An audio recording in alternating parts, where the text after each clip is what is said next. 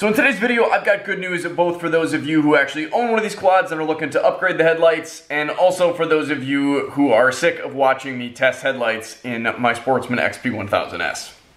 Sorry. So in my search for a decent light for this that actually fits in here and works properly, I've gone through 5 different types of lights. I've gone through 3 different sponsors, and I've gone through now 3 different types of lighting technology. So I started off just, of course, with the stock halogen bulbs. I then went with a kit that was supposedly specifically made for a Sportsman, but I think it was made for a different Sportsman. I don't know why Polaris decided to do this, but essentially the way that the bulb goes in there is rotated 90 degrees compared to what it's supposed to be. So I don't know what the deal with that was, but those lights were not adjustable and they did not work in here. So I then requested these from a different supplier. I thought that these were gonna be adjustable, and I guess in a sense they sort of were.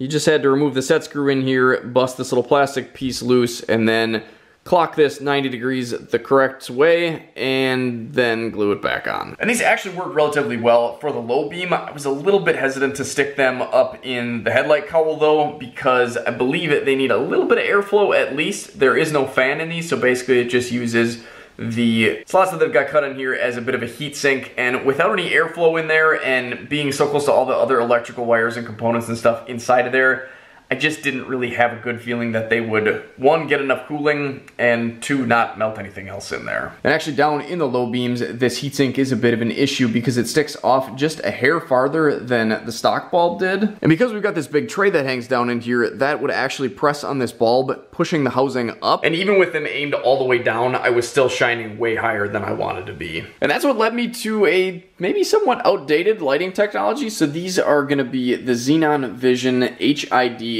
lights. These are the 55 watt slim ballasts. This basically is just gonna have to kind of get secured and hidden away somewhere. Obviously, this is a lot more to kind of figure out and to place compared to those little LEDs. But what I really thought might work kind of nice on this project is that they don't have a heatsink back here. So you're not putting any heat out behind the light like the old ones were, so sticking them up into my headlight cowl should be a lot safer. And I really thought that they were gonna be small enough and hopefully even take a 90 like the stock lights did. Turns out they don't.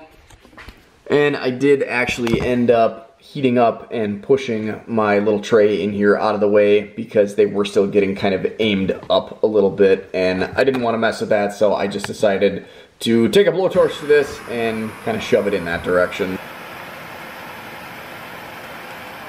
Obviously not something you probably want to do to your $15,000 four-wheeler, but I did not want to run around with these halogen lights in here anymore. I wanted something that was going to be nice and bright, and I think that's what these will get me. The other thing that kind of drew me to the HID technology for this quad is that they are non-directional. So other than the fact that we do have that little pole on the, I guess, 3 o'clock position, they don't really care which way they're aimed. They're going to put out light more or less like the stock lights would. And they don't have to be aimed perfectly like the diodes on an LED. So I will show you where I've got everything mounted in here. Then we will stick the halogen bulb in, get a comparison with that. Stick the LED in, compare that.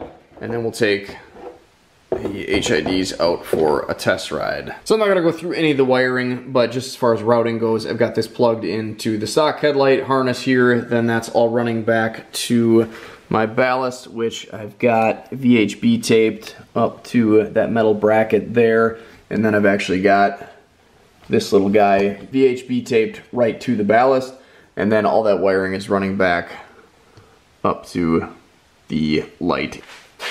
Cut the front lights here. And I'm going to fire the quad up because the HIDs technically are not supposed to be fired up without the machine actually running. They need a pretty intense burst of electricity right away when they get fired up. I know that's sort of not so great. The other kind of annoying thing about them is they do have a bit of a warm-up time, so you'll kind of see that compared to the other lighting that we're going to test them up against here. So first up, halogen.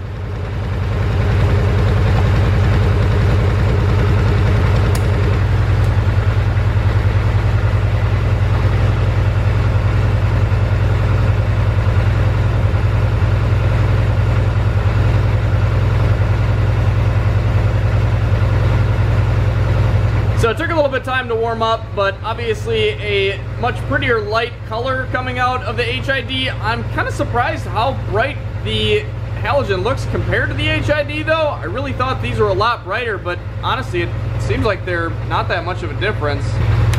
Let's try the LED.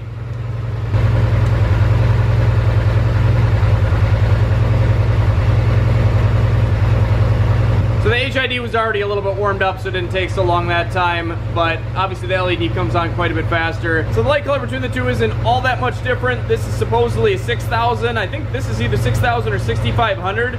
This looks a little bit more blue. This looks a little bit more bright white, which is actually kind of weird because if this is 6500, this should be the bluer one, but whatever. So there again, it seemed like the HID was really not that much brighter than the LED, and I don't know what it is, but when I was out testing these, I definitely thought that they felt brighter. But I'm gonna get that LED pulled out of here. I will show you how I've got the HID up in the headlight cowl here. So this is just kind of zip tied all the way down around all the wiring on both sides. I've just got that kind of ran through a couple of the fastener holes here, and then that just actually goes down underneath the handlebar and just kind of sucks everything down tight, keeps this from bouncing around, and the backside of this light actually fits quite nicely in there between all that wiring. And again, the nice thing about that is none of those components are gonna get hot in there. So before we take off here, I'll fire this up and just show you what everything looks like up against the garage wall.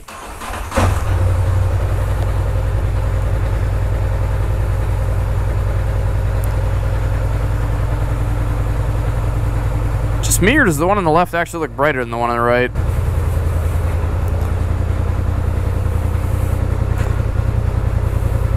Yeah, maybe a tad. If we flip this over to high, boy, those take a long time to warm up. I think it's finally getting there.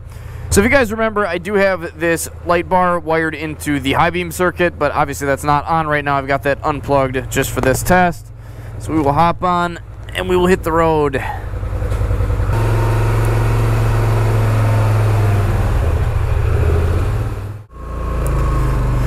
So maybe it's just me and a little bit of nostalgia from the first set of lights that I ever put in a vehicle, which was a set of HIDs.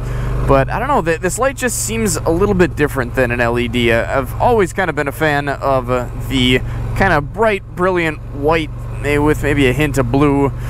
But I don't know, something about HID just looks a little bit different. So that is with everything on. If I flip back down to the low beam there, we get a good enough cutoff anyways. I think it's just about as good as the halogen lights would be in here. They just really don't have that much cutoff built into the housing.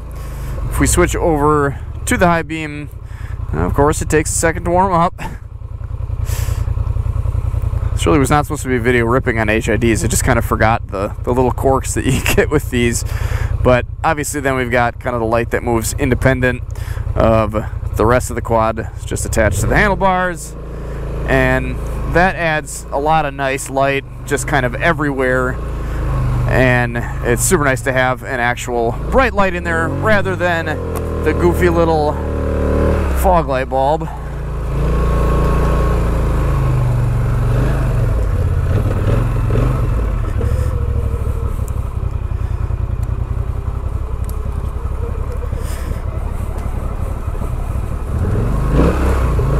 So yeah, definitely enough light in the woods, I would say.